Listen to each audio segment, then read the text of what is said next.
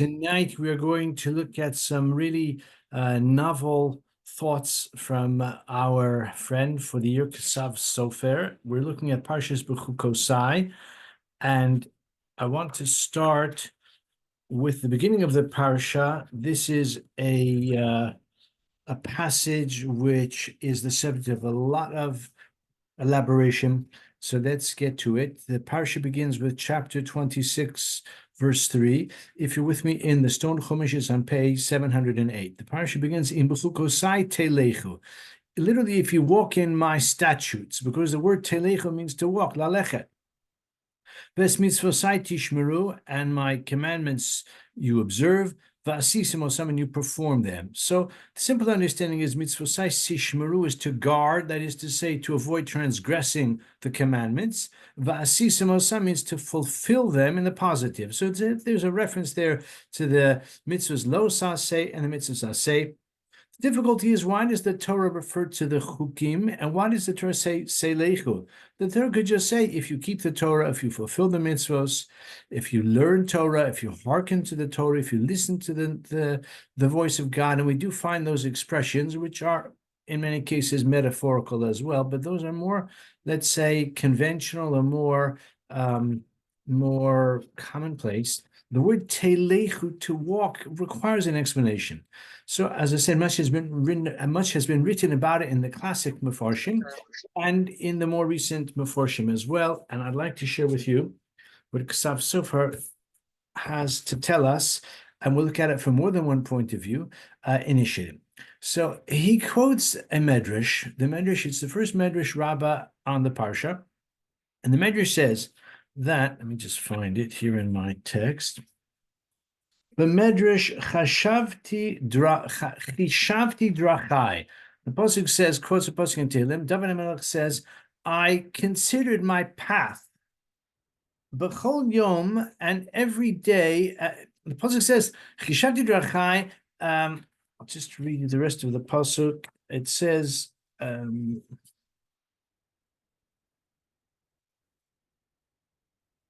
No.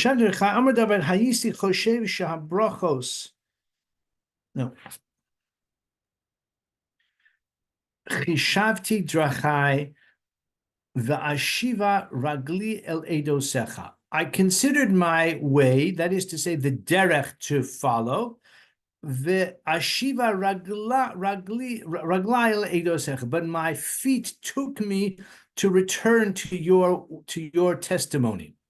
Again, the pasuk implies that David HaMelech says that I thought where I'm going to go, but my feet had a different idea, and consistently they brought me back to your eidos, to your testimony. So this is what the Medrash says. B'chol yom hayisi choshev leilech letatrios. Every day I thought, I'm going to go to the theater. I'm going to go to the circus. Circus wasn't like we have circus nowadays. Well, circus means a place of entertainment, a place of recreation, a place of, like the gladiators. That was the tetraos. The theater, again, doesn't mean like a Greek tragedy or a comedy or something like that, although it possibly could include that as well. It means a place of public spectacle. The sages used that as a marker, as a shorthand for entertainment, leisure activities, diversions, which tend to be of a fairly crude nature. They're popular, they attract a lot of people and a lot of following and a lot of enthusiasm, but it doesn't represent the kinds of activity, or dare I say entertainment, which the rabbis would endorse. So the Medrash says, David HaMelech thought, every day I thought, I'm going to go to these forms of entertainment, va'ashiva raglai el eidosecha, but my legs took me to your testimony. And the Medrash goes on to say, I ended up in the Batei Medrash, the Batei Knesset. Every time, that's where I ended up. So asks Ksav Sofer, what kind of a hava amina is this? What kind of a contemplation? What sort of a pondering is King David admitting to when he says, and every day I thought, today I'm going to go to the circus, I'm going to go to the theater, I'm going to go to the arena, I'm going to go to the gladiators, I'm going to go to the Roman Colosseum. I'm going to go to places like that. By the way, he didn't have to go all the way to Rome. They had in Caesarea such a thing as well. Okay, it was built long after David HaMelech, but the sages are projecting back, about 1,000 years to the times of David HaMelech, or 800 years to the times of David HaMelech, and they're saying what David HaMelech, so to speak, may have meant in the midrashic vein. Now, I just want to clarify this medrash, the way it's usually recorded, and the way you can find in the Medrash Rabbah, doesn't mention that he wanted to go to the theater. It mentions he's going to go to this dira, this place of dwelling, or another place of dwelling. The Medrash doesn't actually say that he wanted to go to the circus or the theater in the Medrash that we have. But Ksav Sofer seems to have a different girsa. Truth is, this between you and me, these drashos, these divrei Torah of Ksav Sofer, were presented Baal Peh on Friday nights, and after Shabbos, he quickly wrote them down, Bekitzur, I'm sure from memory. So it is possible that in his memory, or for the purpose of the presentation, he mentioned the theaters and the circus, but perhaps the Medrash didn't actually say it, although the Medrash does imply it. The Medrash says, David HaMelech thought all the different places I'm going to go, but my feet drew me to the base Medrash. But in any case, the way it's printed here in the Ksav Sofer al Torah, he says, I wanted to go to the theater and to the circus, to the arena, to the stadium, in order to see the entertainment and the activities. Ksav Sofer asks, why is he priding himself on that? Okay, he says, in the end, I ended up in the base Medrash every day, but I wanted to go somewhere else. So he has a suggestion, and that is that ultimately a person is rewarded in accordance with the temptations that are in his way, with the opportunities that may beckon, with the lure that may seduce him, to which he has to resist. If he has to resist the blandishments of activities or recreation or other possible behaviors which are very attractive, and he resists that siren call, and he goes to the base Medrash day by day, he's worthy of reward. So at one level, and that's what Ksav Sofer suggests, that what he was saying was that I had to overcome my Yetzer Hara, and therefore I am worthy of Birchas Hashem. And the Medrash is saying this is in Bechukotai Telechu. If you, the Jewish people, the path that you tread is the path of Torah, then you'll be worthy of reward when you keep the Torah, when you are actually tempted to do so many other things, so many other paths that you could tread in life. The Medrash means to say that just as David HaMelech was reflecting on how he had to grapple with his Yetzer Hara in order to fulfill what he knew was right. So in a similar way, the Jewish people are like that as well. Now, this is a bit of a chidush, because David HaMelech, at the end of the day, is one of the great biblical heroes of Jewish history, as we very well know. Having said that, the Gemara also does mention that David HaMelech was born under a red star, which is a way of saying that he had a potential, which was a potential that came to fruition, to be a man of war, to be a warrior, to be a battler, to be a person who would conquer and wage battle with the enemies of Israel. So he wasn't, let's say, a naturally quiet, introspective, studious, introverted type of saintly personality. He was a lot more vigorous and a lot more outgoing and a lot more adventurous than that. And, some of his adventures, it didn't always work out that well for him also, although he's the great David HaMelech as well. So I'm just saying that the suggestion of Ksav Sofer is quite bold and quite novel, but it's not completely at odds with what we know about David HaMelech. But then I saw quoted in the name of Ksav Sofer another possibility as well, and some of you who've been following the way we've promoted this year today, it's called King David Goes to Wembley Stadium. And that is the following possibility. I have to say that I've studied what Ksav Sofer has written on the Parasha. I didn't see it. And I went to the Drushas Ksav Sofer, which are quite extensive. There's a very good index, and I looked through that. I couldn't find it there either. It could be he says it somewhere else. It could be it's said in his name, and perhaps he said it orally, but it's not. He didn't publish it to that effect. Or it could be maybe a bit of extrapolation on the part of the one who quoted it. But I'll quote Pani, and let me tell you how the Ksav Sofer is quoted as saying another possibility here as well, and that is that David HaMelech wanted to go to the theater and to the circus, to the Itztadion, to the stadium and to the Colosseum, to see the gladiators and the actors and the athletes, because he wanted to see the enthusiasm, the passion, the dedication that the athletes, for that matter, the actors, devote to their craft and to their trade. And I don't follow sports very much, though I did at once upon a time. It's Chatai Ani Mazkir. But since we moved to England, the British sports I never really got into. I didn't try that hard, to be honest. But I am aware that football has been very frequently regarded as the high church of England. It's the religion much of the world, much of Europe and elsewhere as well. Traditional religions have declined in popularity, Christianity especially, and football and other sports have taken their place. The passion, the obsession, the fixation, not just of the athletes, but the fans. This is something wondrous to behold. Says Ksav Sofer, that's why David HaMelech thought, you know what, I'm going to go there in order to be inspired by their dedication. And the same energy that they devote to sports, I need to devote that to the study of Torah. So that's why he says that when I wanted to go there, what he means is I wanted to harness the power, the excitement, the obsession, the fixation, the enthusiasm that the fans and the athletes themselves demonstrate for their activity. And I wanted to use that in the study of Torah. I wanted to use that in my relationship to Hashem. I wanted to harness some of that power. I think that's a very compelling thought. It's, again, a chidush. It's a novelty.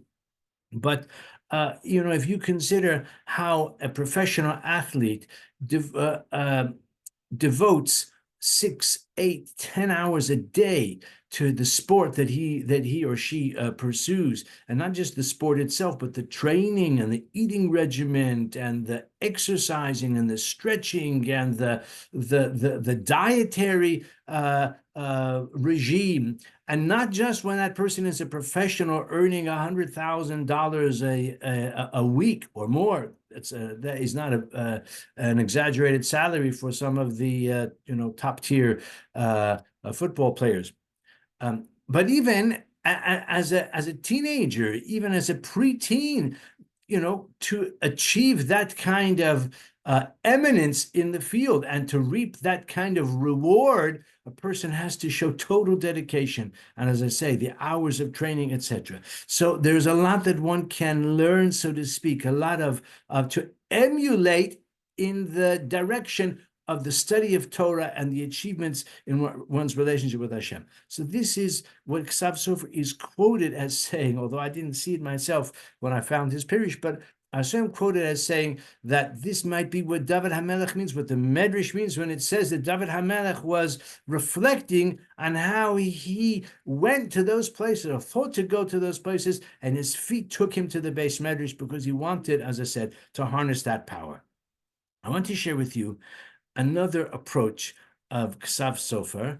He initially addresses himself to Pasuk Vav, verse 6 in our Parsha.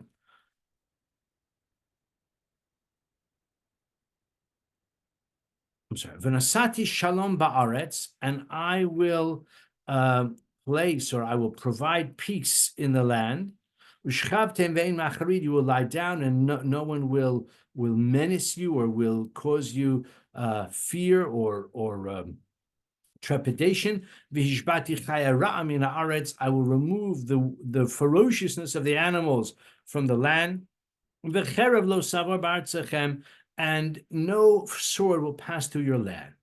So the Meforshim wonder, I mean, Rashi says already, since the Torah says that there will be peace, so why does it have to mention also, of course, if there's peace, then there's no war. If there's no war, then why does the Torah have to say that a sword will not pass through your land? So Rashi says it means that your land won't be a battlefield for others. And I'm sure you know the land of Israel in the fullness of history has frequently been a battlefield for others. Marauding armies from the south to the north, from the north to the south, from the east to the west, even for that matter, those who come from the west to the east, and they in the eastern shores of the Mediterranean, the land of Israel. The land of Israel is positioned between the continents, and armies of invaders have passed through many times. So therefore the Torah says that if you keep the mitzvahs, then part of the blessing will be your land will not be a battlefield even for others, even others who are en route.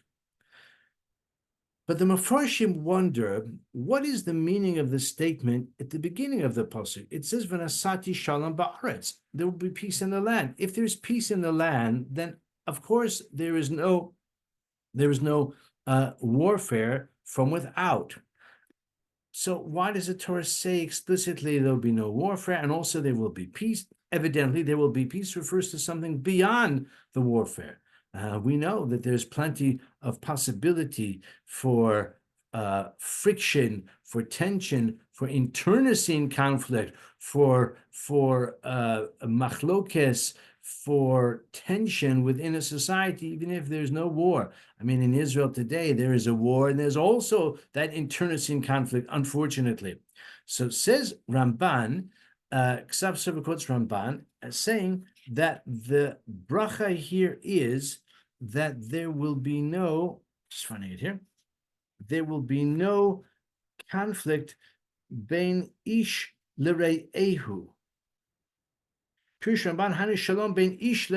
There will be peace among people as well. Not just there won't be warfare, but the society will be harmonious, will be at peace. There won't be tension between people. There won't be, as I say, internecine strife. Ben ish l're'ehu. Because again, the war, the Torah says clearly, there won't be any sword passing through. There won't be battles within the land. There won't even be an army that's passing through the land to wage battle with a foreign nation. Says Ksav Sofer, a very interesting point. The Torah is describing peace. The Torah is describing prosperity. The Torah is describing harmony, tranquility. V'yishavtem levetach ba'artzachem. You will dwell securely in your land. Al says, "Git." If everything is so good, so ask Ksav Sofer, why does the Torah have to say there won't be fighting or internecine conflict within the society? What will they fight about? If there's peace and there's prosperity, if everyone has his needs, he has food, he has clothing, he has lodging, he has savings, let's say, he has security, he's not afraid of marauders or robbers or highwaymen. If everything is wonderful, then why does the Torah have to say there will be peace between people as well? It should come naturally. Says Iksav. So it reminds me, during a previous recession, we have a friend, I don't want to mention his name, but some of you know him. He's a very successful city lawyer. He's with a big law firm. He's a partner in a big firm. And I once asked him during a recession whether the firm is suffering because of the economic hardship. So he said that some parts of the firm are doing well and some are doing less well, meaning that when times are difficult, so the insolvency part of the firm that deals with the bankruptcy and that sort of thing, they're very busy.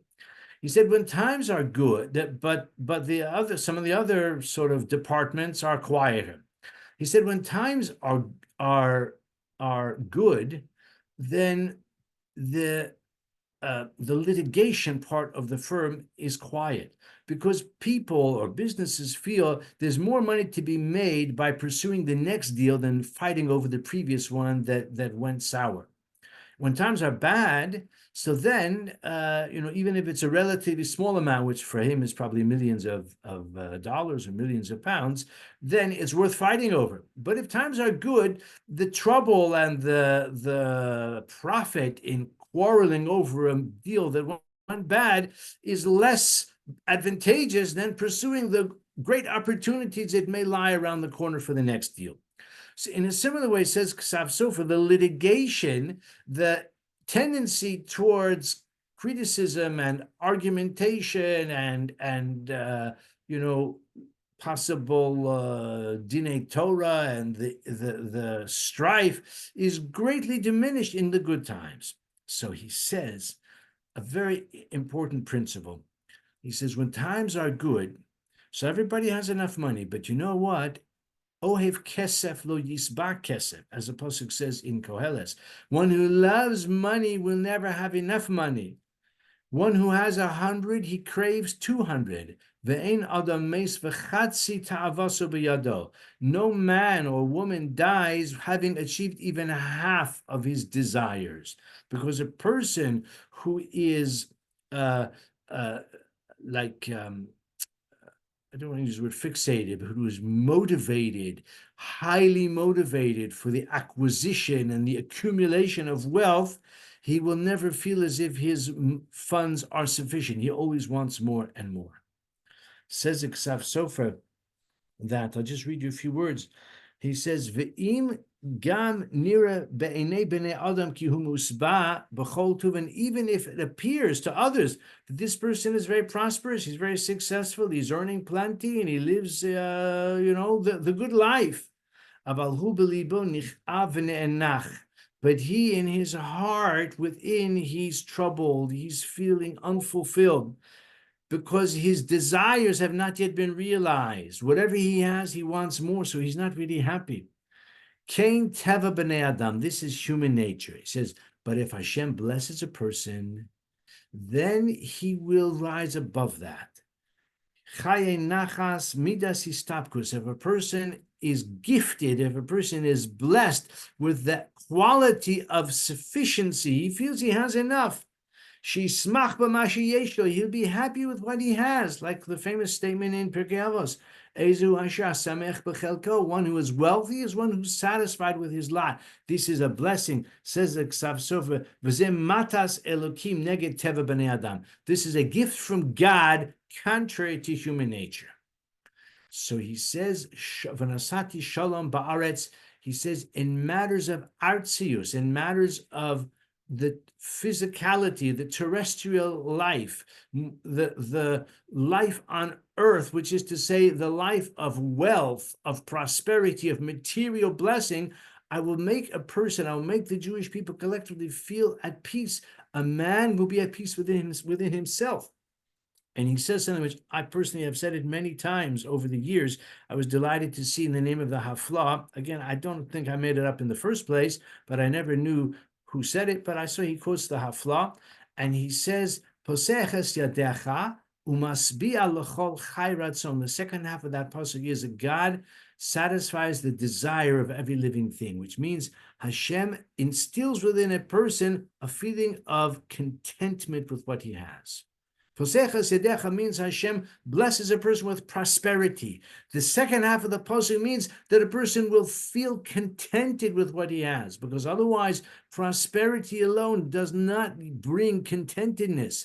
It might mean that he's not quarreling with someone else because they both have enough.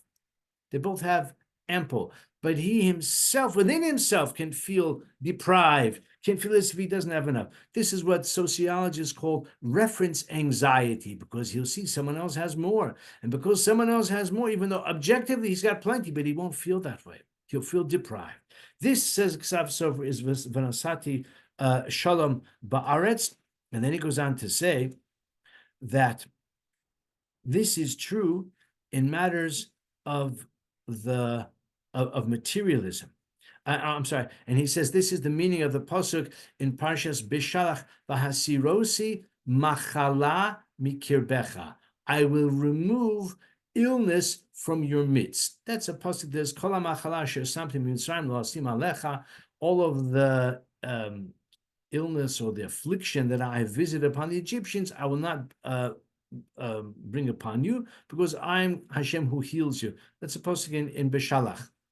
Says Ksav Sofer, Hasirosi machala mikirbecha, from within you. What is the machala bikirbecha? What is the internal illness? It's the illness that's within a person's mind. It's the feeling of inadequacy, the feeling of lack of fulfillment or achievement, the feeling of depression because he doesn't have the things which he craves. That is the machala that Hashem will remove from you. That's how he interprets the pasuk in Mishnah, and he quotes it here as well. So he says that it's the distress, it's the machala within. So, and then he goes on to say that the midah of histapkus, the quality of feeling contented, of feeling sufficient with what I have, this is a very important midah. He says it's the basis for, he says, Rosh V'Rishon Lemidos Hatovos, and he says that this is the midah of Yaakov Avinu, etc. But then he also adds the other side of the coin. There's a mirror image, because when it comes to material blessings, a person should feel, I'm happy with what I have, I'm contented. But when it comes to spiritual aspirations, when it comes to spiritual ambition, that a person should never feel he has sufficient. There, a person should always feel he can do more, he can do better, and he can achieve more. He says this is b'inyanei hanefesh. A person should always desire leilech mimadrega lemadrega. And then he goes back to the beginning of our parsha. In Bechukotai teilechu, if you're not static, you're not, to use a word that some people, consider a very important word, complacent, important in the sense to avoid. When it comes to the mitzvahs, there a person should always seek to progress, should always advance. That's why the Torah doesn't just say if you learn the Torah, if you keep the Torah, you fulfill the Torah, you avoid the transgressions.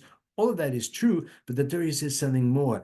Teilechu, always progress, always proceed. And he says, this is what this sheds new light on the medrash with which we began. David HaMelech said, every day I thought, where will I go? I'm going to go to this dwelling or to that dwelling with this errand or that errand.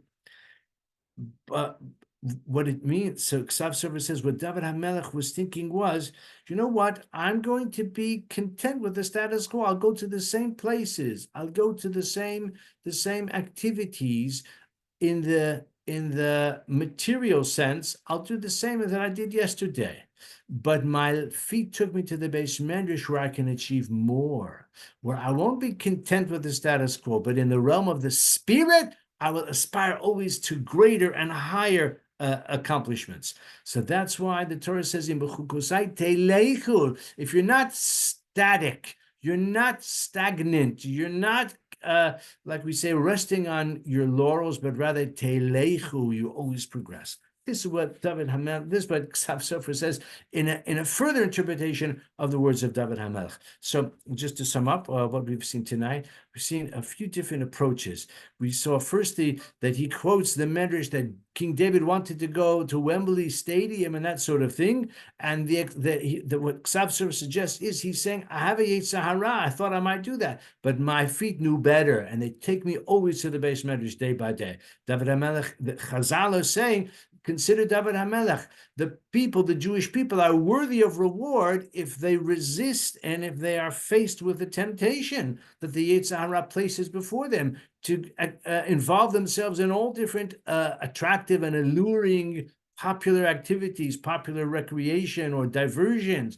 But following the example of David HaMelech in Bechukotai telechu, if you actually ultimately only devote yourselves to the study of Torah or the mitzvahs generally. Then we saw a further novel, maverick idea that David HaMelech really did want to go to the theaters and to the circus, to the stadium, because he wanted to be inspired by the passion, by the devotion, by the fixation of the athletes and the actors and the fans as well. And this may be what he meant, that I wanted to go there just in order to, as I said, harness that power. And then lastly, we said about the peace, that the shalom nasati shalom ba'aretz, if there's so much prosperity and you're not threatened by an external force, and you don't have marauders and robbers and highwaymen and bandits, you don't have any of that, and there's plenty of prosperity to go around, so why would people quarrel anyway? Says Iksav Sofer, the shalom is shalom within. The shalom within a person, he's contented with what he has, and that is an achievement. That is when I say achievement, that is a great bracha. That's why Hashem says that if you are worthy, then I will implant a feeling of contentedness within you. And then finally and lastly, he says that is true in matters of terrestrial affairs, material affairs, but in matters of ruchnius, there a person should always seek to progress. Leilech. And finally says that's maybe a new shot in the Medrash of David HaMelech, that he wanted to think, I'll just stick with the status quo. When it comes to material matters, I'll just do what I do every day. But when it comes to Torah, I'm going to seek more achievement, greater and higher, loftier hasagot in my relationship with Hashem. So thank you to everyone. Those are some thoughts on Bechukotai. We didn't get to the verses, we just started with the blessings. That's enough to keep us occupied tonight. So thank you to everyone, and have a wonderful Shabbos.